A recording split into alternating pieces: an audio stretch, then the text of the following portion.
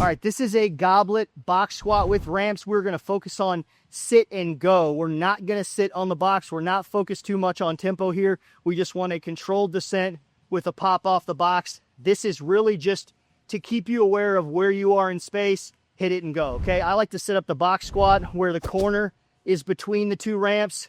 That gives you more space to sit in without having to reach your hips back to find the box, so we can keep good vertical position in this squat pattern, okay?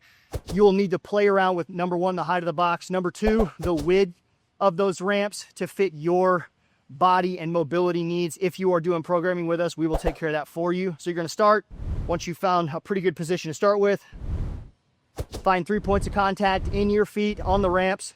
Soften your knees, find a neutral pelvis by just relaxing, exhaling. Let the body relax here. Let the pelvis just kind of sink into neutral. Once you find that, let's set up the rest of the position. I'm gonna grab the dumbbell. I'm gonna get nice and tall like somebody's measuring my height without arching my back.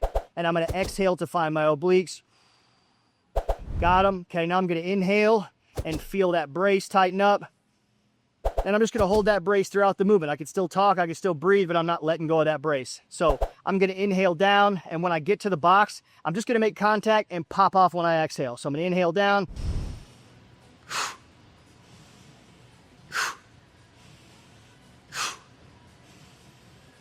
Just like that. I'm making sure that my knees stay in line with my toes. I'm not pushing them out. I'm not letting them cave in, but really what's keeping me in that straight through position is finding and maintaining 3 points of foot contact, staying braced, staying stacked, and moving in that vertical line of a squat motion. That is a goblet box squat, touch and go. Very nice, I like.